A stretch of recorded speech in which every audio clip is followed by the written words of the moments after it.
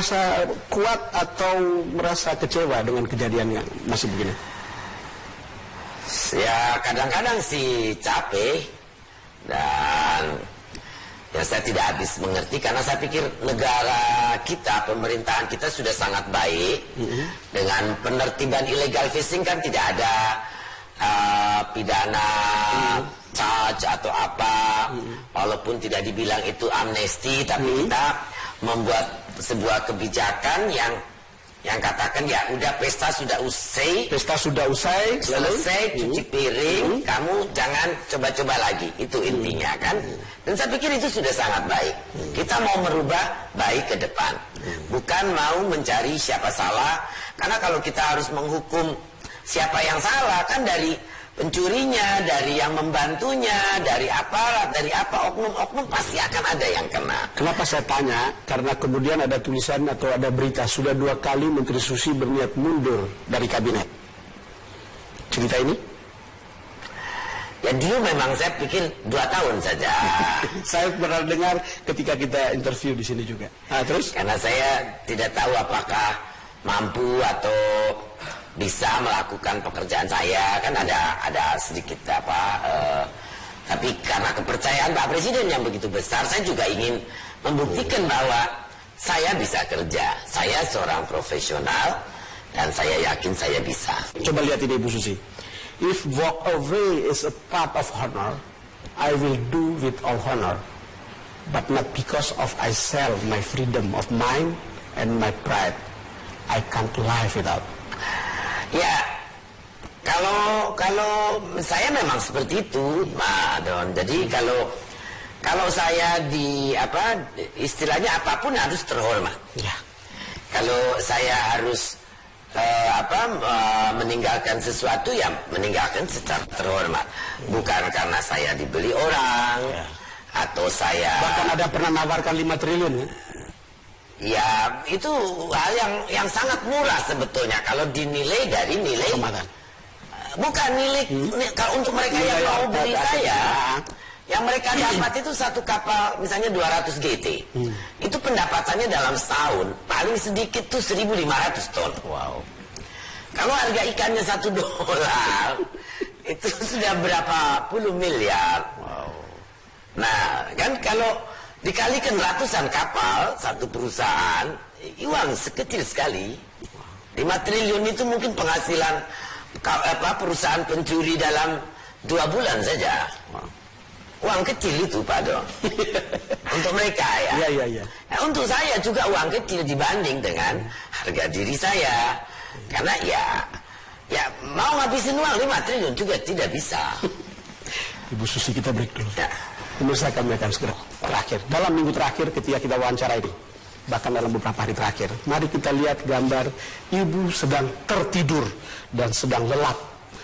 Bisa sampaikan kisah gambar yang sedang lelap ini. Tutup. Ini di tempat mana ini? Ini di lounge first class ya. First class ya. John F. Kennedy Airport. Ya betul. Jadi kalau saya karena jabatan saya menteri, diantar oleh Marshal duluan. Jadi saya udah buka-buka HP sambil duduk tadinya, buka HP terus capek. Saya selonjor, saya pikir ya karena nunggu Pak Wahyu dan tim lain belum datang. Ya saya selonjoran, nggak lama Pak Wahyu datang. Tapi saya biasanya kalau baca SMS, WA itu kan suka banyak tuh. Biasanya nggak nyampe 10 menit ngantuk. Jadi ya saya pikir penerbangan masih 1,5 jam lagi. Saya bilang saya tidur ya gitu. Kalau saya ketiduran ya. Jadi tidak tahu siapa yang motret. Ini Mas Wahyu yang tahu, yang tahu pasti Wahyu. Saya tapi tahunya setelah di Singapura. Saya lihat di WA rame. Saya bilang sampai nanti foto aku ya. Saya bilang nanti kalau responnya jelek sampean saya rujak, saya bilang. Yang luar tapi pakai nama orang dalam negeri. Tapi yang biasanya di atas kertas itu bukan siapa-siapa. Cuma operator yang mengamankan, yang menelpon pejabat, yang menelpon apa, itu biasanya ya tokoh pengusaha dan ya ada juga DPR. Ya oknum-oknum semua. Oke. Tidak generalize anggota DPR, tidak, tapi oknum anggota DPR, oknum aparat, oknum KKP juga ada, bukan tidak ada. Semua pasti, kan tidak mungkin puluhan ribu kapal asing bisa masuk di wilayah Indonesia, bertahun-tahun ambil ikan kita, pakai solar subsidi kita, and nobody do anything. Kalau tidak ada keterlibatan orang dalam dari berbagai instansi. Nah ini pasti comfort zone mereka hilang, marahlah mereka. Tapi yang baik menerima, mengerti banyak. Kan saya juga bilang, kita bukan mau menghukum. Ini kesalahan bangsa kita. Ibu kita karena yang lalu-lalu kan bangsa kita, senior kita sudah selesai pesta, ke depan tidak boleh ada lagi. Kita lihat lagi. Sama Leonardo DiCaprio, wow, saya tidak lihat waktu itu, tapi bagus dong kalau gitu, saya bilang. Terus kemudian ada wartawan kasih saya SMS, isinya video pas Leonardo bicara. Ya, saya bilang ya senang, Pak. Berarti apa yang saya lakukan kan menjadi perhatian dunia, sampai seorang peduli lingkungan dan seorang aktor yang sangat terkenal sempat memuji gitu. Tapi ya saya sih untuk saya pribadi penghargaan ini adalah sebuah penghargaan juga untuk Pak Presiden, karena tanpa Pak Presiden angkat saya tidak mungkin saya bisa berkiprah memberikan kontribusi begini kepada negara dan bangsa. Kan pertamanya harus ke sana dulu gitu. Jadi dapat penghargaan Peter Benchley Award untuk stewardship, lalu dan kemudian terakhir apa? Seafood Champion. Nah, Seafood Champion ini karena jumlah seafood kita makin banyak. Ini hat-trick penghargaan ini. Ya, karena MSY kita kan naik, Pak. Betul. MSY ini nilai ikan yang boleh ditangkap, stok ikan Indonesia. Biomas Indonesia juga naik hampir 3 kali lipatnya. Klorofil dilihat dari capture fish images satelit juga kelihatan luar biasa sehat. Sementara di bagian dunia lainnya, kualitas laut itu kesehatannya turun atau depleting, stok ikannya 3 kali lebih cepat daripada yang diperkirakan. Nah, di Indonesia naik 3 kali lipatnya. Naik 3 kali lipat ketika orang lain turun. Ya, dari tahun 2014 itu 6,5 juta. Tahun 2015 itu sudah menjadi 9,9 juta. Kan itu sudah naik berapa? Nah, ini saya dengar hasil kajian terakhir katanya mencapai 12 juta lebih, tapi belum resmi diumumkan, jadi saya tidak bisa quote. Untuk saya pribadi, Pak Don, seorang lulusan SMP sampai sekolah cuma sampai SMA kelas 2 jadi menteri itu sudah is the top of the top. Don't need more than that. Kalau more than that. Ya mau apa lagi kan? Kalaupun ini penghargaan ada, itu karena pekerjaan saya. Dan pekerjaan saya sekali lagi karena saya diangkat menjadi pembantu presiden. Dan kontribusi ini saya harapkan memberikan keyakinan kepada bangsa Indonesia bahwa apa yang telah kita lakukan, bukan saya saja, seluruh tim KKP, seluruh tim Satgas, Angkatan Laut, Kejaksaan, polisi yang membantu kita dalam penanganan illegal fishing. Karena illegal fishing ditangani, kapal-kapal yang raksasa-raksasa tidak ramah lingkungan sudah berhenti, ikan makin banyak, nelayan nilai tukarnya naik. Kan ini semua hasil kerja semua. Saya ingin memberikan apresiasi ini kepada bangsa, terutama Pak Presiden, tim-tim kami semua, dan tentu saja ya memberikan satu kebanggaan kepada anak bangsa bahwa juga walaupun pendidikan tidak tinggi, asal Anda mau bekerja keras, asal Anda mau menjaga integritas, apresiasi akan datang. Sama kami di Metro Pagi Prime Time, pemirsa, munculnya 2 foto menteri wanita yang tengah tidur pulas di ruang publik kembali menjadi perbincangan hangat netizen hingga viral di sejumlah media sosial. Ya, kedua menteri tersebut adalah Menteri Kelautan dan Perikanan Susi Pujastuti dan Menteri Sosial Khofifah Indar Parawansa. Foto Menteri Sosial Khofifah Indar Parawansa yang tengah tertidur pulas di ruang tunggu Bandara Juanda, Surabaya, Jawa Timur menjadi viral di sejumlah media sosial. Foto ini pertama kali diunggah oleh staf Menteri Sosial melalui akun Instagram miliknya @chsaldi. Dalam postingannya, ia menyebutkan bahwa saat itu Khofifah akan berangkat menuju Banyuwangi, Jawa Timur setelah sebelumnya bertolak dari Bandara Husein Sastranegara Bandung usai acara pembagian bantuan sosial Program Keluarga Harapan atau KHP bersama Presiden Joko Widodo beberapa waktu lalu. Selain Menteri Khofifah, Menteri Kelautan dan Perikanan Susi Pujiastuti juga kembali menjadi sorotan netizen. Kali ini, foto saat Menteri Susi tertidur pulas untuk melepas lelah pada sebuah sofa di ruang VIP Bandara John F. Kennedy, New York, Amerika Serikat menjadi viral di sejumlah media sosial. Foto ini pertama kali diunggah oleh akun Facebook milik Jim B. Aditya. Dalam unggahannya, Jim memuji ketangguhan Susi Pujiastuti dalam menjalankan tugasnya untuk hadir menjadi pembicara dalam konferensi PBB mengenai kelautan di New York. Menurut Jim, Menteri Susi layak diberi gelar Ibu Kelautan Indonesia.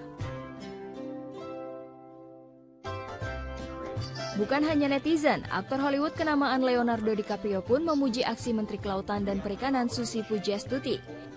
Kali ini, DiCaprio memuji aksi Susi dalam memberantas pencurian ikan dan mengelola perikanan secara transparan di acara World Ocean Days 2017 di kantor PBB New York. Not long ago, some 10,000 fishing vessels were illegally trespassing in Indonesian waters, decimating fish stocks and profiting while local fishermen suffered the impacts. Fisheries Minister Susi ramped up monitoring efforts, held illegal fishers accountable, and is leading the way to a new era of transparency in fisheries management by making Indonesia's vessel monitoring system data available to the Global Fishing Watch platform, which my foundation was very proud to fund and launch. This week in Peru, one of the world's largest fishing nations will commit to sharing its vessel monitoring data as well. This is exactly the type of bold and innovative leadership we need more of all around the world. DiCaprio melontarkan pujian setelah Indonesia menjadi negara pertama di dunia yang memberikan data kapal agar bisa diakses oleh Global Fishing Watch. Kembali dalam Metro hari ini bersama saya, Robert Haryanto. Menteri Kelautan dan Perikanan Susi Pujiastuti mengatakan tidak peduli dengan protes pemerintah Tiongkok atas penembakan dan penangkapan kapal ikan berlambang negara Tiongkok pada Jumat lalu di perairan Natuna, Kepulauan Riau. Ia menegaskan siapapun yang mengambil ikan di zona ekonomi eksklusif adalah sebuah pelaku kriminal perikanan. Dalam konferensi persnya, Susi menjelaskan Indonesia tidak memiliki perjanjian koordinasi wilayah maritim dengan Tiongkok. Indonesia hanya memiliki satu perjanjian tradisional fishing right yang terikat hukum internasional, yaitu dengan Malaysia di Selat Malaka. Ia juga menegaskan zona ekonomi eksklusif merupakan kedaulatan sebuah negara sehingga siapapun yang masuk tanpa izin dan mengambil yang bukan miliknya merupakan pelaku kriminal. Susi juga menyebut tidak hanya pencurian ikan yang dipermasalahkan olehnya, melainkan pengambilan karang, pasir, bahkan air laut. Ia bersama Satgas 115 mengaku akan serius menangani kasus pencurian di wilayah laut Indonesia. Untuk kita itu adalah pencurian ikan di IUUF, Illegal Unreported Unregulated Fishing. Dan saya tidak peduli sekali lagi negara, kapal apa, punya siapa, ya mencuri ikan. Dan itu kita tegaskan hari ini bahwa Satgas 115 serius dan kita tidak melihat hubungan negara, tidak melihat apa itu adalah murni kejahatan perikanan, pencurian ikan. Itu saja. Sementara itu pemirsa, terkait dengan kasus penangkapan kapal nelayan Tiongkok di perairan Natuna, Kepulauan Riau, Menteri Luar Negeri Retno Marsudi menyatakan pemerintah Indonesia akan bersikap tegas. Ya, sementara Komando Armada RI kawasan Barat menegaskan 7 ABK asal Tiongkok dalam keadaan sehat. Menanggapi protes Kementerian Luar Negeri Tiongkok terkait penangkapan kapal nelayan Tiongkok di Laut Cina Selatan, Menteri Luar Negeri Retno Marsudi menyatakan Indonesia akan terus bertindak tegas terhadap setiap pelanggaran teritori. Retno menambahkan Indonesia hanya memiliki kasus overlapping atau saling klaim persinggungan perbatasan dengan Vietnam dan Malaysia, bukan dengan Tiongkok. Nanti terulang lagi, maka sikap yang sama akan dilakukan oleh Indonesia. Karena ini adalah sikap yang kita lakukan di zona ekonomi eksklusif kita dan sesuai dengan hukum internasional. Komando Armada RI Kawasan Barat Laksamana Taufik membantah jika penangkapan satu kapal ikan Tiongkok menyebabkan satu ABK asal Tiongkok terluka dan dalam proses pemeriksaan di Pulau Natuna. Itu tugasnya adalah naval pricer, ya kan? Itu tugas rutinnya Angkatan Laut untuk menegakkan kedaulatan. Jadi tugas pokoknya kita itu lebih kepada penegakan kedaulatan. Nah, pada saat penegakan kedaulatan ada pelanggaran hukum, maka kita ambil. Kemudian kita serahkan ke pengadilan, kan bukan saya yang menangani, ya kan? Sebelumnya, kapal TNI Angkatan Laut dilaporkan menembak sejumlah kapal penangkap ikan asal Tiongkok dan berhasil menangkap salah satunya. Insiden Indonesia dan Tiongkok di Laut Cina Selatan kali ini sudah yang ketiga kalinya terjadi. Tim Liputan, Metro TV. Pemirsa, Komando Armada RI Kawasan Barat kembali menangkap satu kapal berbendera Tiongkok yang menangkap ikan secara ilegal di perairan Natuna pada Jumat lalu. Kormabar akan memberikan konferensi persnya terkait kronologi penangkapan tersebut. Dan untuk mengetahui selengkapnya kita akan bergabung dengan Mila Amalia yang melaporkan langsung dari lokasi. Ya, Mila, dari yang Anda ketahui seperti apa sebenarnya kronologis penangkapan ini sendiri? Ya, Vito, hingga saat ini konferensi pers yang disampaikan langsung oleh Panglima Komando Armada RI Kawasan Barat Laksamana Muda TNI Ahmad Taufik R ini menjelaskan seperti apa kronologi penangkapan satu buah kapal berbendera Tiongkok yang melakukan kegiatan illegal fishing di perairan Natuna. Tadi disampaikan bahwa pihak Kemenlu Tiongkok yang sempat mengklaim bahwa ada satu anak buah kapal yang mengalami luka dan saat ini sedang dirawat di Tiongkok.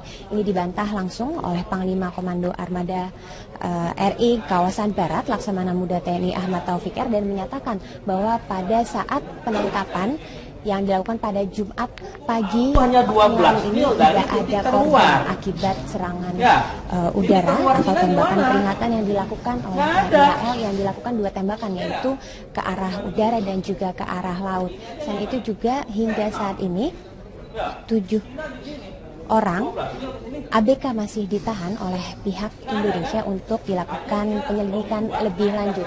Sedangkan menurut Panglima tadi menyampaikan bahwa hingga saat ini sudah ada, sejak bulan Maret, sudah ada 3 kapal Tiongkok yang ditangkap karena kedapatan melakukan illegal fishing di perairan Natuna. Dan salah satu solusi yang bisa dilakukan untuk mengurangi kegiatan illegal fishing di daerah yang saat ini memang masih terjadi sengketa antara Indonesia dan juga negara-negara lainnya adalah menyelesaikan masalah kepemilikan dari perairan yang berada di sekitar Kepulauan Natuna ini, karena memang perairan Natuna ini menjadi daerah terdepan Indonesia dan ini tentunya pihak TNI AL akan terus melakukan peringatan-peringatan bila kedapatan atau terdapat kapal-kapal milik negara lain yang melakukan tindakan illegal fishing di perairan tersebut sebagai bentuk untuk menjaga kedaulatan negara. Selain itu juga tadi Panglima menyampaikan bahwa Indonesia sebenarnya memiliki dasar yang kuat untuk melakukan penangkapan terhadap kapal-kapal ikan asing yang melakukan illegal fishing di perairan Natuna, karena memang berdasarkan hukum internasional UNCLOS 1982 ini menyatakan bahwa zona ekonomi ini dimiliki atau tidak boleh terjadinya adanya illegal fishing. Dan itu juga semua negara berkepentingan dengan keamanan laut Selat Malaka. Kalau tidak aman, pasti mereka akan datang untuk mengamankan kepentingannya dia. Nah, tentunya itu akan berdampak terhadap kedaulatan kita kan. Makanya saya gelar operasi di sana. Sekarang sudah nggak ada lagi kejadian-kejadian sehingga sudah aman, gitu kan. Itulah tugas-tugas Armabar seperti itu. Nah, sekarang kekuatan saya bisa agak digeser saat sedikit. Ini ada 3 kapal atau hingga bulan Juli dari bulan Maret 2016 sudah ada 3 kapal berbendera Tiongkok yang ditangkap oleh pihak TNI AL yang sedang melakukan patroli di perairan Natuna. Dan selain itu juga tadi Panglima menyampaikan bahwa pihaknya terus menambah personil untuk melakukan patroli di kawasan tersebut. Dan jika ada negara-negara yang mengklaim bahwa tindakan TNI AL ini melanggar hak, itu merupakan hal yang tidak berdasar karena Indonesia memiliki hak-hak yang sudah diatur di dalam hukum internasional UNCLOS 1982 dan tindakan ini merupakan bentuk yang dilakukan oleh pihak pertahanan Indonesia untuk mengamankan daerah kedaulatan Indonesia atau terutama di bagian atau di pulau-pulau yang berada di luar atau daerah terdepan dari Indonesia. Elvita. Ya, Mila, Amalia, terima kasih untuk laporannya. TNI Angkatan Laut menangkap sebuah kapal ikan asal Tiongkok yang melakukan illegal fishing di perairan Natuna, Kepulauan Riau. Ya, penangkapan tersebut sempat mendapat perlawanan dari Coast Guard Tiongkok yang meminta agar TNI Angkatan Laut segera membebaskan kapal berbendera negeri tirai bambu itu. Panglima Komando Armada RI Kawasan Barat Pang Armabar Laksamana Muda TNI Ahmad Taufik menjelaskan kapal Coast Guard Tiongkok bersikeras mengklaim pihaknya tidak melakukan pencurian ikan di wilayah kedaulatan Indonesia. Upaya pembebasan kapal Tiongkok tersebut dilakukan berulang kali hingga akhirnya mereka berhasil diusir keluar dari wilayah perairan Indonesia. Dalam operasi penangkapan kapal ikan tersebut, TNI Angkatan Laut berhasil mengamankan 7 orang awak kapal, terdiri dari 6 laki-laki dan 1 wanita asal Tiongkok. Seluruh awak kapal yang ditahan menjalani proses pemeriksaan di kantor imigrasi Natuna, Kepulauan Riau. Wilayah di sana, maka selain itu, seperti biasa, mereka mengatakan ini adalah traditional fishing ground. Yang kita sampaikan bahwa tidak ada istilah di dalam hukum laut yang dinamakan traditional fishing ground. Ya, ini adalah ZEE. Ini adalah pulau kita, sehingga otomatis secara rezim hukum 200 mil itu punya kita. Ini sekarang ada di dalam. Kemudian begitu kita sampaikan dengan permasalahan. Di sela konferensi kelautan PBB di New York, Amerika Serikat, Menteri Kelautan dan Perikanan Susi Pujiastuti menyampaikan gagasan hak kelautan atau ocean rights sebagai basis pembentukan institusi di level internasional. Susi menyatakan laut mencakup 71% bumi sehingga sudah seharusnya memiliki hak dan perlindungan atau ocean rights seperti halnya human rights atau hak asasi manusia. Tugas untuk melindungi ini membutuhkan pendekatan internasional dan tidak bisa dilakukan hanya oleh satu negara sehingga dibutuhkan institusi tersendiri. Institusi ini nantinya akan mengawasi kehidupan bawah laut demi menjaga keberlanjutan laut dan melawan pencurian ikan atau undang-undang atau illegal fishing.